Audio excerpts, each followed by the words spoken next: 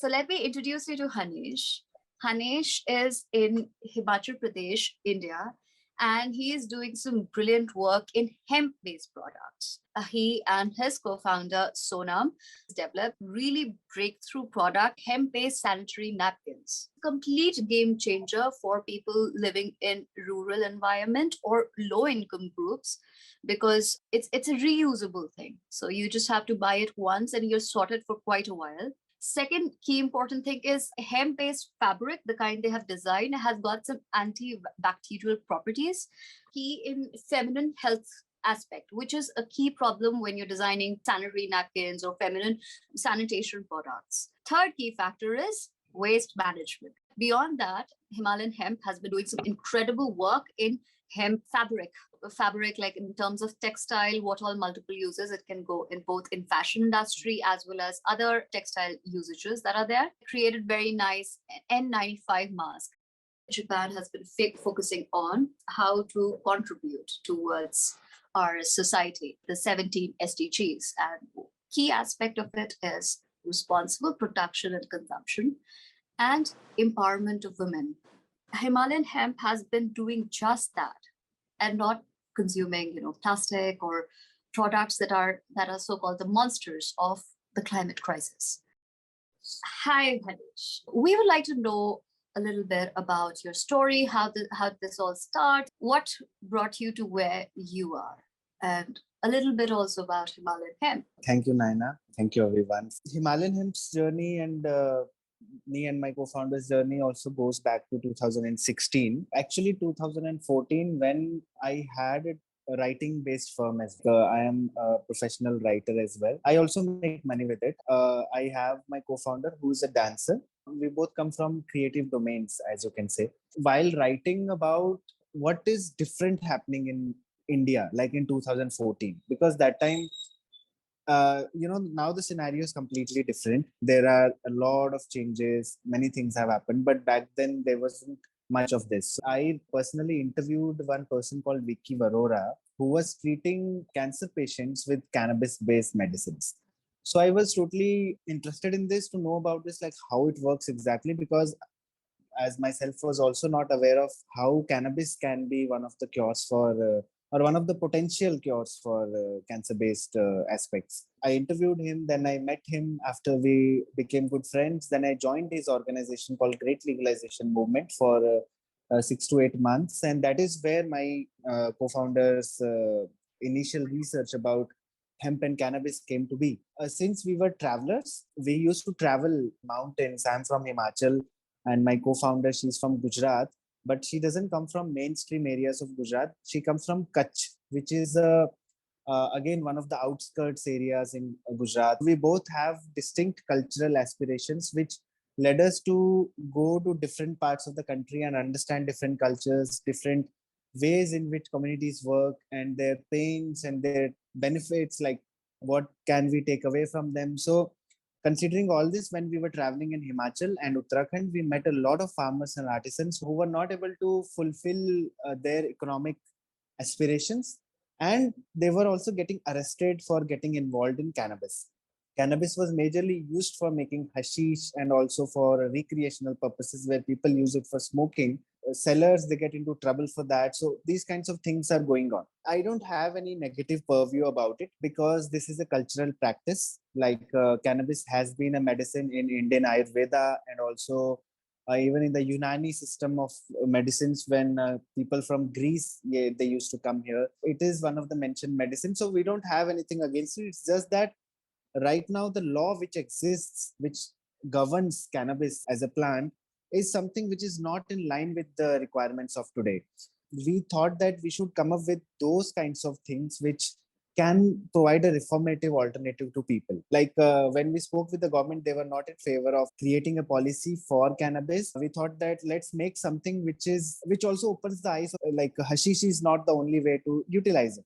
And that is where Sonam, my co-founder, she had an idea about making reusable sanitary pads with it, because we can give it to local artisans for stitching purposes, and the raw material will be coming from farmers. So farmers will also become a part of the value chain. Actually, hemp as a crop does not require pesticide. It gives you the output in next 6 months. Basically, it's antibacterial in nature. So all these properties came together to be one of these products that we thought about, this sanitary pad. And after that, we got incubated. So far, for sanitary pads, we have got 6 national and international awards. And we have got 3 government grants as well, which gives us motivation to go forward, because it means that we were doing something correct in this direction and we kept going. And right now we are at a stage that we are going to launch this sanitary pad in month of December this year. And we are just hoping for it to be one of the successful products as well.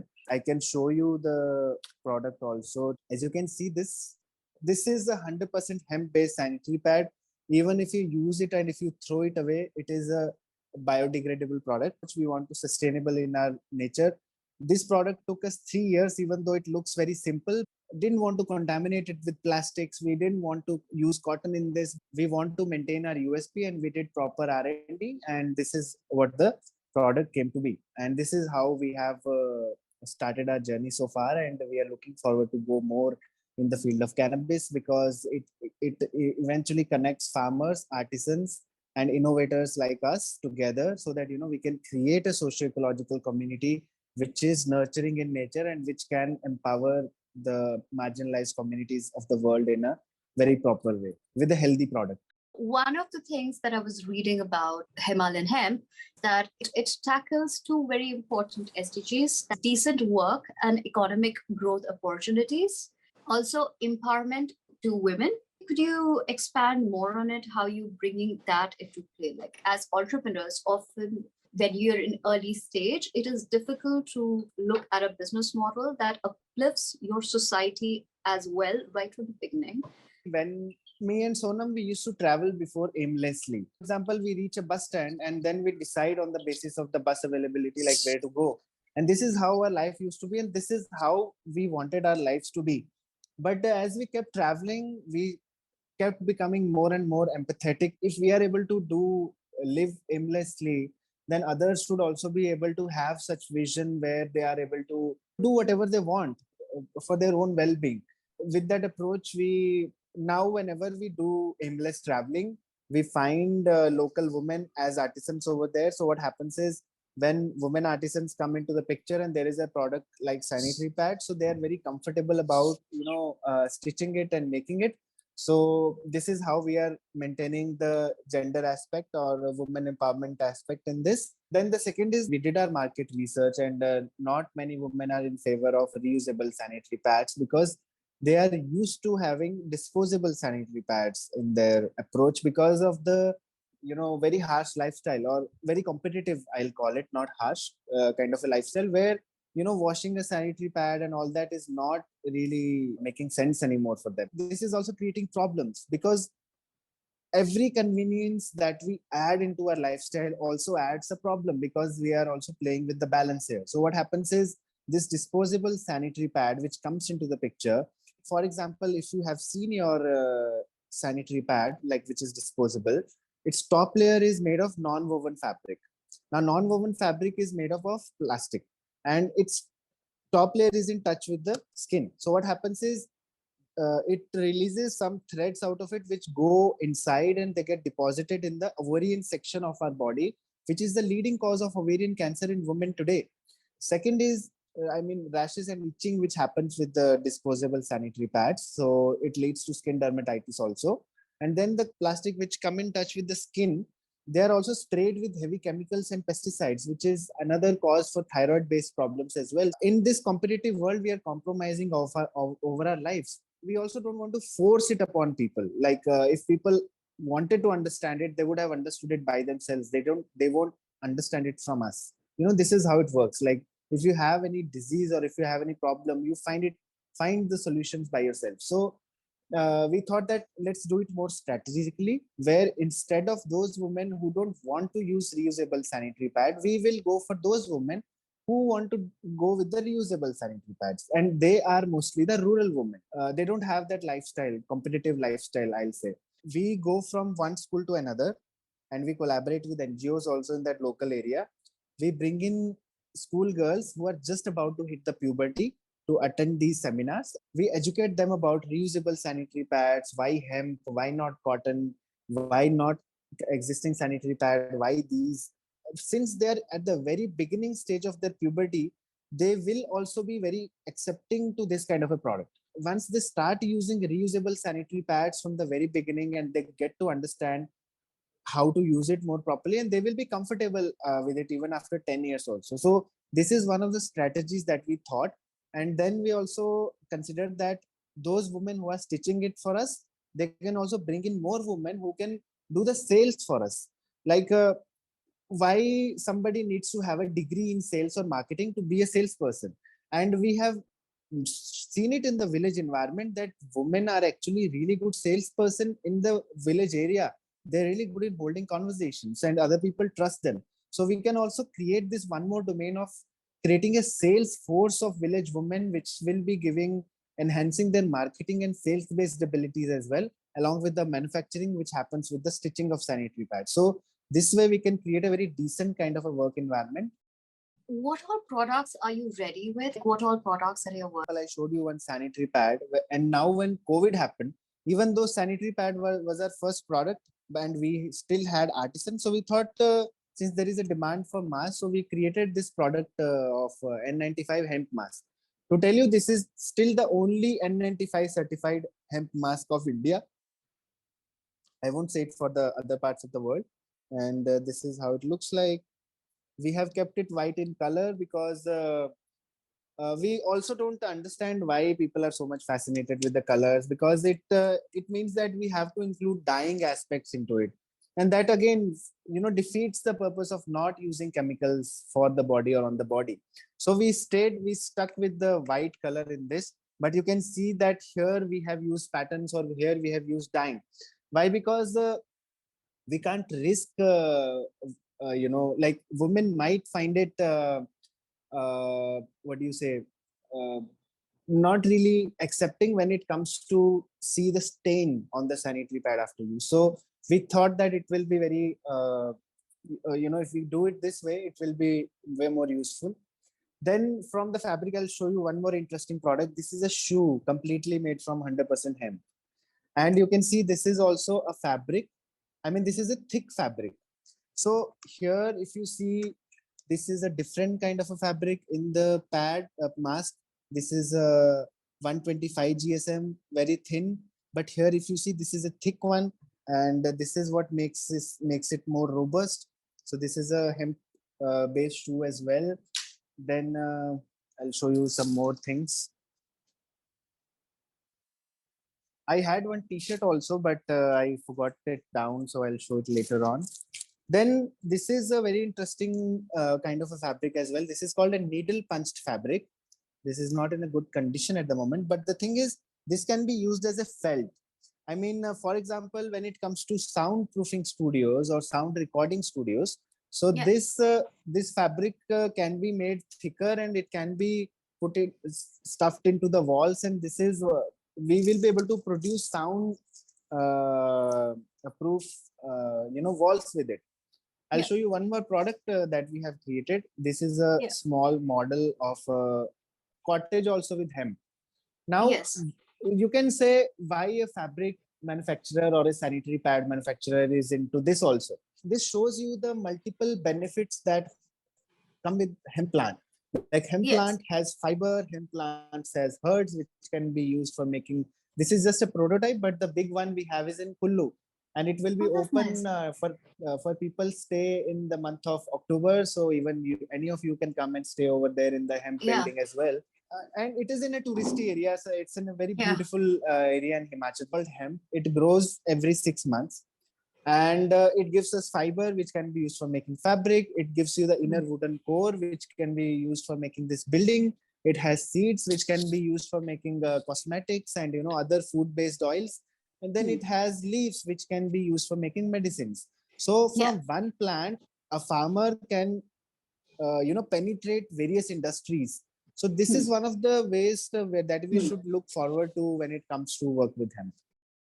Where do you see this thing in next 5 years? See, hemp sanitary pad is already a very much product in demand. So we are thinking like in the next 5 years, one of the prominent sanitary pad manufacturers. Two more people only selling them. One is selling it in USA, which is two pads in 2,000 rupees basically. I mean, which is very costly. Ours is like, and that is a blend of hemp and cotton. And ours is 100% hemp, and it comes in a pack of 3 pads, and it costs 349 rupees for 1 year only. So Yeah. I mean, it's not that much costly also. So we are seeing ourselves as one of the potential manufacturers of sanitary pads as in a community centric model. We should be able to sell 5 crore of sanitary pads. 5 crore is 50 million pads, and then we should also be able to cater to around 1,000 artisans and 1,500 farmers. So that this is an inclusive, holistic kind of a community based approach. And also we want to, like, since we have a separate construction crew as well, like which is separately holding this building. So we want to make at least 500 buildings like this in the next 5 years as well. So this is where we see ourselves in next 5 years.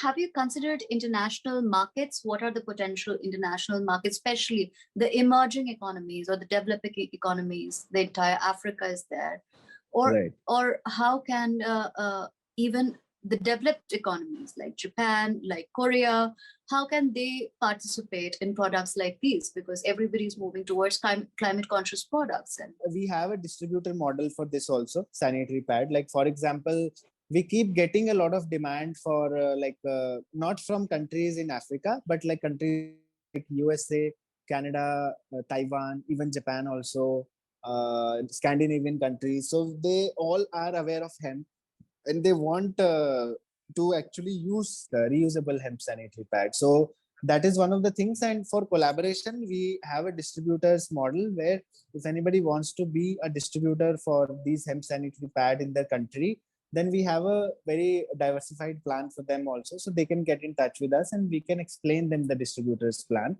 and they will have a good enough margin in terms of economy as well. And I mean, we have both inclusive as well as exclusive distributorship plans. Like, for example, if somebody wants to be a distributor only and only as themselves in one area, then of course they can be that as well by paying a fee.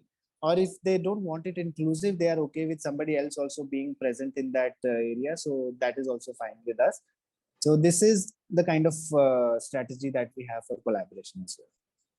Well, we have 4 A7 countries. We have right, Germany distribution model, we have Japan distribution model, we have China distribution model, and we have India distribution model right. already in our audience today. What are the challenges that you're facing in sourcing your raw products? And are you producing it in-house or are you importing it? Because the world is still opening to the idea of commercial hemp production. There are a lot of nitty-gritties involved. Example, THC control and that kind of aspect. How do you manage the production, and how do you ensure the safety of the farmer and make things transparent? We started our research on hemp sanitary pads 3 years ago. If we wanted, we could have just traded different kinds of ways, and we could have launched it earlier. We want to establish ourselves as a research and manufacturing based company. We took 3 years in researching upon it because we were making our, like, how we do it right now is that sanitary pad is made in 6 stages. For example, I'll show you. This is the second stage of hemp fabric. This is called a hemp fiber, right? So first of all, we get it in the form of a stem. So what happens is stem is there growing in the nature, and or it is as per the controlled cultivation. Then hemp stem is taken, which is called hemp stalk. That is stage 1. After hemp stalk is in our hands, we use decorticator or hand rating for making this kind of a hemp fiber. Right? This is a bast fiber. You can associate it, or you can imagine it as a jute fiber if you have seen it. So this is like this. This is completely different from cotton, which is a cotton based, which is a cellulose based fiber. This is a bast fiber. This is stage 2. Stage 3 is that we convert this further. The combing operation is done. Combing operation leads to the making of it in this form. Then stage 4, this is a padding kind of which goes inside. Fabric. So this is a needle punched fabric. Then stage 5 is making a woven fabric, which is more like this kind of a fabric, converting it in this form. And then finally, this is converted into the sanitary pads form. So you can see there is a step-by-step process which goes into this. Now, for every process, there is like a machine. We can do it by hand, but it will be very, very, very cost intensive. And since I'm an engineer, so I look forward to also going for the cost effective ways of making it. I mean, we want to do it good for the world and for the communities, but we also want to keep it cost effective as well, so that it can sustain on a longer run. So farmers are involved in the first stage, and women artisans are involved in the last stage. But in between, converting to these kinds of stages, we try to do it ourselves. This particular conversion, this takes a machine which comes at a price of 30 lakh rupees. Needle punched also come at a price of 15 lakh rupees. So what happens is, we don't have these machines as for now because we are still going through different funding rounds and everything. But we have identified different vendors by sending them hemp fiber again and again and again as per their availability, so that we can see whether it can come to be. And now we are clear, like, okay, this is possible, because as I showed you all these stages, like, okay, this is possible. So it took us like 2.5 years to actually reach this stage where we could confirm, because when we started, people didn't even know like something like this existed. I mean, from this to this, as you can see, there is a stark, difference. So that is what was achieved by our end. And so far, the first and the last stage is something which is within our control. The rest of the things, like converting into this, and even that, the different fabric that I told you, we get it done outsourced. So this is one of the challenges where, if we receive a funding, then what happens is we will be able to have all these processes in-house, and which will also reduce our costing by half, and also give us more leverage in terms of having a control on the lead time of the product. So this is one of the things. Now the second is the raw material, the THC restrictions which are there, on cannabis. So we have some growers in Uttarakhand. Uttarakhand is the one which has the policy to grow. So we have some growers over there, but apart from that, we also import from Nepal, China, even Romania, because the hemp fiber that we receive from those countries, since it is legal over there, so it comes at a cheaper price, and it is also good in quality. Whereas in India, farmers are still opening up to it in more like they were open to it before, but they lost it on the way because of the NDPS Act. And now they are getting it back together, but it will take some time before it is properly done. So these are few of the hurdles, but we have got it sorted from our end. One of the key problems that you must have faced, and that is getting your funding organized. Is it just a bootstrap organization, or were you able to get contribution? Were you able to get community support? What were the challenges that you faced? How did you manage them? And what could the investors on our platform probably provide in terms of support? Initially, it was bootstrapped. Still, it is bootstrapped actually. But we received 3 grants on that. One was initially when we started prototyping, there was this 5 lakh rupees grant we received from National Institute of Agricultural Marketing, Jaipur, as a government grant. Through that grant, we were able to produce our prototype, and then also our patent and trademark. Like, we also have this patent pending. Like, this product has been published in Indian Patent Gazette. Also, there is a portal maintained by Indian government called Agni. Under Invest India. So there are 565 Indian innovations mentioned in that, and ours is fortunately one of innovations which is mentioned in one of the national innovations of India. In the month of December, we received a government grant of 50 lakh. It was the biggest one which we could get, and we were fortunate that in that we didn't have to resolve with any. It wasn't any debt-based or equity-based funding. They just gave us a grant, and we are supposed to spend it as per the milestones, and we are doing it in a very justified manner so far. But the thing is that even that grant is able to cover only one aspect of it. I mean, I showed 5 to 6 prospects. That kind of a segmentation also makes it difficult for us to have machinery, because right now we want to have equipment. And so far we are looking forward for funding amount of around 70 lakh rupees. And out of that 70 lakh rupees, 45 to 50 lakh rupees will go into the equipment. So that will just make sort out our production line more properly. And it will not just give us one product as sanitary pad, since we will also be making this as well. This is sold in the market right now at a price of 1,000 rupees a kg. I mean, this product itself. This also can be sold at a price of 150 to 200 rupees a kg. This goes at a price of 400 to 500 rupees per meter length.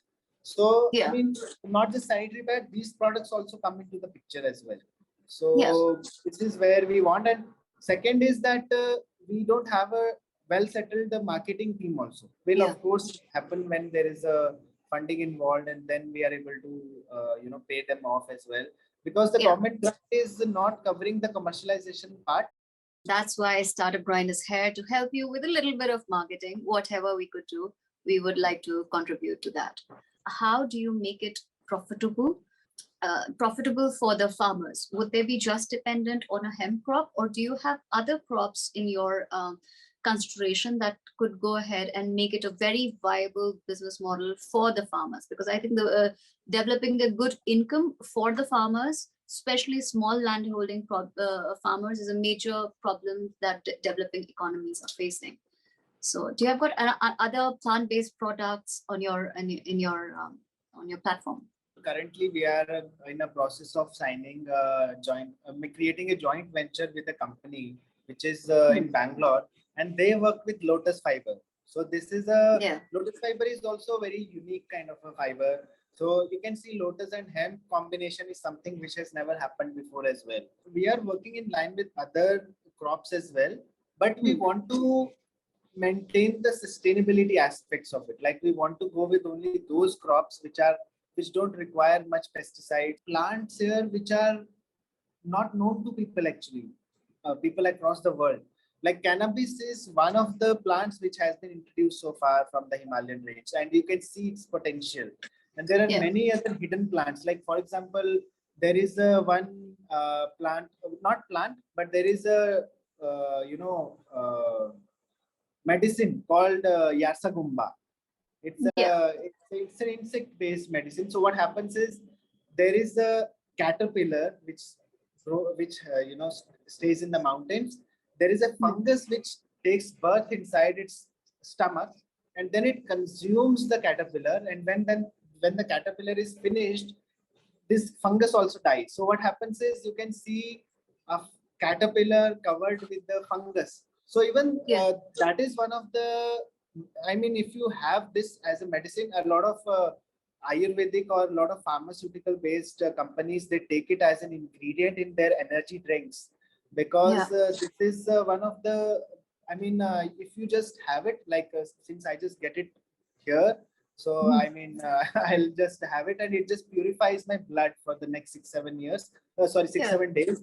And mountain bears, like the bears that are found in the mountains, they have the ability to find it. And you can see the mountain bears in Himalayas are completely different from bears in other parts of the world, because they live in the mountain tops where they don't get anything to eat. So what they eat is these medicinal herbs and plants only, which keep them going and keep them stronger. And mountain people, like farmers, know this also. So we want to also kind of integrate this, but our main focus will be hemp. And Yasakumba is just one example I gave you. There are many more like this which exist in there is a plant called Nagchatri, which is in the form of a snake, and you can find it also in the mountains. It is also used for curing a lot of different conditions. So these are unknown plants for the world, and definitely, like, we would like to work with these plants also. Yeah, we need more conversations like these in future. You have kind of, to some extent, yes, you have cracked the code of making even the nature your entrepreneurship partner. Of course, nature has to be. Nature is the biggest entrepreneur of all.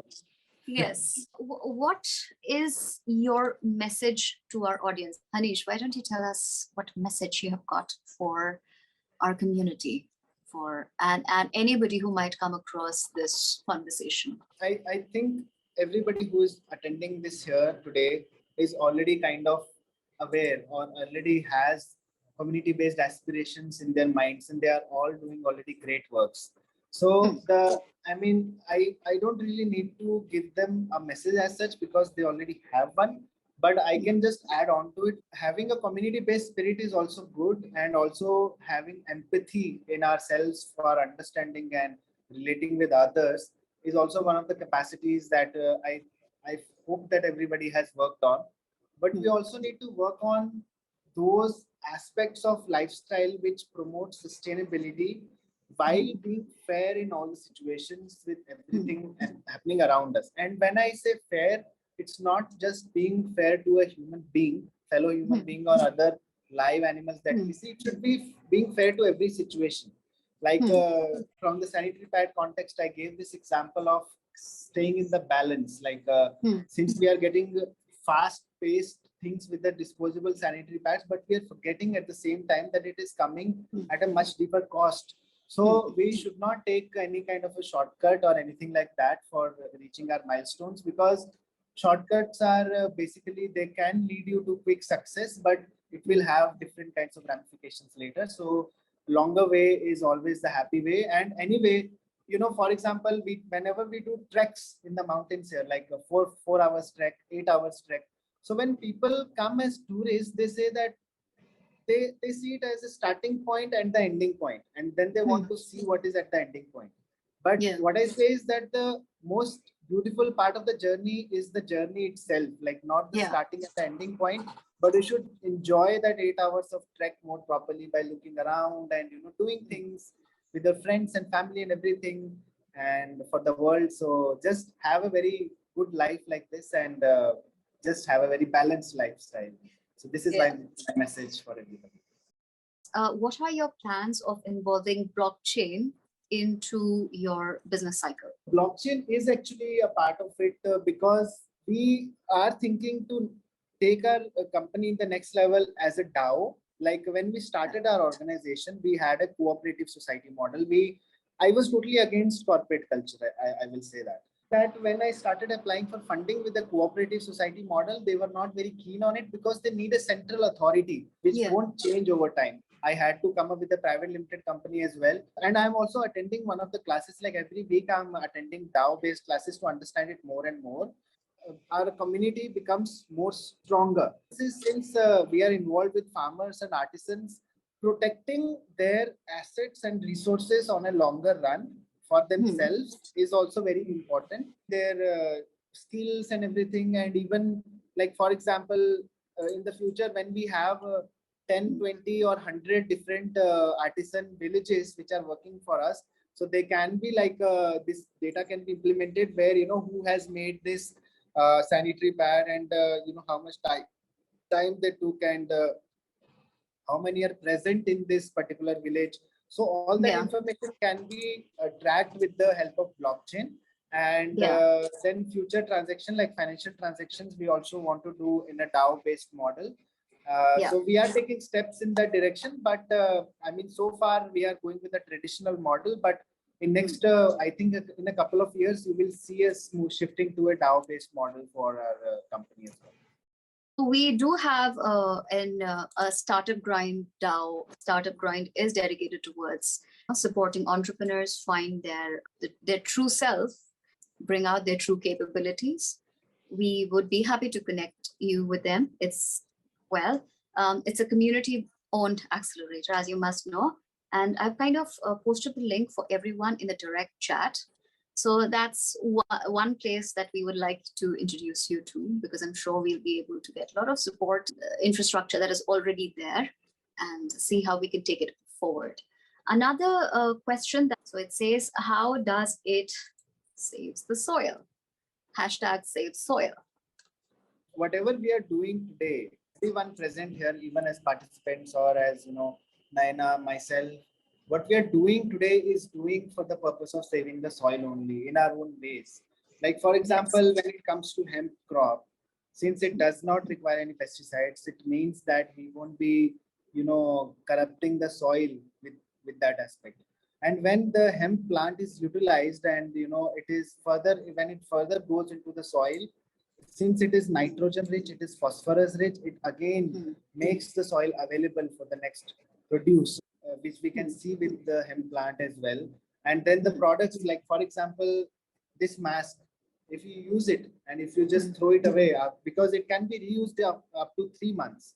Same for the sanitary pads, it can be reused up to 12 months. And then even if you throw both these products away, they will still be biodegradable. Mother Nature will be accepting it, and it will be dying, or it will be assimilating in the soil, just like we get assimilated when we die, when we perish. We are working in a product-based model and a community-based model. We'll be sending you Haneesh's and Himalayan Hemp's contact coordinates via newsletter. You can always reach out to him with your further questions, which I'm sure Haneesh would be only too happy to educate on. The last question, have you considered carbon credit market? Are you using it to generate funds? Actually, it has come to my attention a lot of times. I haven't really cracked it actually so far. And now, since you are also mentioning it, I'll look into it. Since all our products are carbon negative in nature, it falls into the category of carbon credit. Like, for example, if hundreds of these are, say, adopted by people today, the carbon emissions can be reduced by 20% margin. Same when it comes to sanitary pad, they can actually be reduced by 40% margin. And this building that I just showed you, I will show it to you again. This building itself is also, totally carbon negative, because all we are using here is the hemp aspect of it. And I'll also give you more numbers. Like, for example, 1 square meter area which grows hemp, so it sequesters 2.2 kg of carbon. Yeah, even when it comes to making this building, it sequesters 0.7 kg per cubic feet. So what happens is we are sequestering carbon wherever we are incorporating hemp. Every other plant also does that, not just hemp. But since hemp has a capacity to get into different industries like food, plastic, biodiesel, construction, textile. So then finding this kind of a crop which has multiple industrial diversifications, they are very less. So that way hemp should be considered, and it should also be considered for carbon credit funds as well. If any of you also have some direct links for that, including yourself, you can share them with me, because that aspect of funding I haven't explored more properly, and I would love to explore. So let's wrap it here. Thank you.